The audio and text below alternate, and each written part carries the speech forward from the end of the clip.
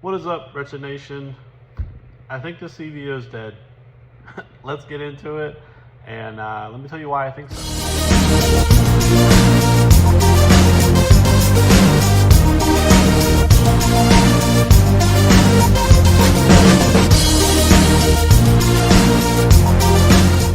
Alright, as the time of me filming this, we don't really know a whole lot about what might be coming for the 2023 year. We've got a lot of colors, and there's some models that haven't shown up on the website, haven't been on the brochure, stuff that looks like it's been dropped off. So we don't know everything. We do know like colors, which is what it is. But in my opinion, the CVO has been in trouble. I think the ST has destroyed the CVO. To me, the CVO was always the best Harley had to offer. Even if you didn't think it was worth the money, which I didn't really think it was, I always thought it wasn't just about selling the bike. It was about Harley showing you what they could do, what they had to offer. And even if you didn't buy the bike, you would want to buy a cheaper bike and pick one or two of the stuff that the CVO had and put it on your own. That's where I think the CVO really was important. It was like a show-off piece. It always had the biggest motor, and it didn't just have the biggest motor because it had a big bore kit. It almost always had a bigger bottom end. So if you did a big bore kit, that motor was always going to be just a little bigger than the other options for about the same amount of money if you upgraded it.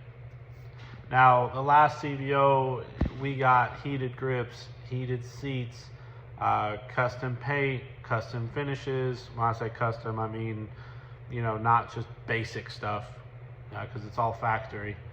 It had a little slick small windshield, special wheels.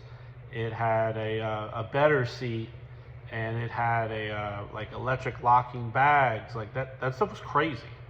I think it had all the bells and whistles as far as like ARDMS or the traction control and the air pressure monitoring, all those things. It always had that stuff. But again, I'm gonna come back to that engine. To me, that was always the like crown jewel. Is when you got the CVO, you got the best that Harley had to offer. Now, when these M8s come out, they had a crate engine come out, a 131. That is something that everyone's always been after. It's like, ooh, the 131. Now, there's bigger engines out there, but there's a big jump for Harley. Their standard M8 is a 107. And for them to turn around and have crate 131s, that's something they haven't really done before like they're doing now. Like, Harley performance is better than it's ever been. But they have the 117. Now, the ST come out in 2022 with the 117, whether the Road Glide and Street Glide. So now you've got two baggers that you can get with a 117 at 30,000. I don't remember exactly what the CVOs were charging, and now that they're off the website, I didn't look it up. But that crown jewel is gone. You can't get the baddest of the bad and no one else has what you have by buying the CVO. The STs have the 117. And they're doing it, cheaper.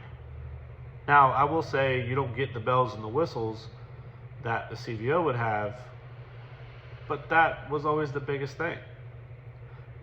We don't see it on the brochures. We don't see it on the website.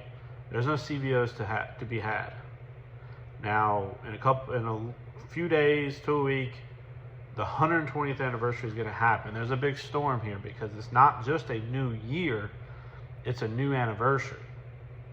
So what are we going to see from the CVO? Did the CVO die?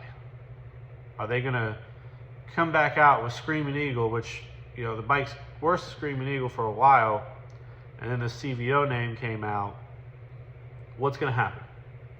Are we going to see a full performance build? Are we going to see the CVO bikes with a crate 131 in it? I don't know. But I'd love to know what you think down below. But if they don't do something spectacular, I feel that the CVO is dead. I know that Harley has some like Screaming Eagle packages. I think they've got like a 122, something like that.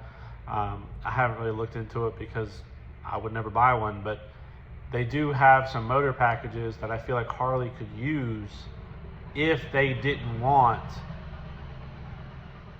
Sorry, getting kind of loud outside.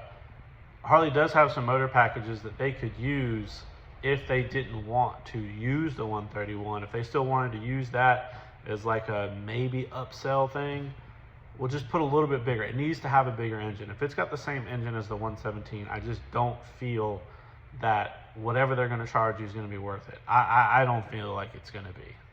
But we're going to find out. In about a week or so, hopefully we'll find out. We'll see what they come up with. We'll see what their plans are, and we'll see what the future of these bikes are going to be. But if you made it this far, please hit that like button.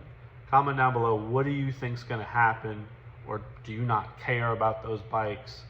What do you think is going to happen to the CVO? Please subscribe if you haven't subscribed, and as always, keep it wretched.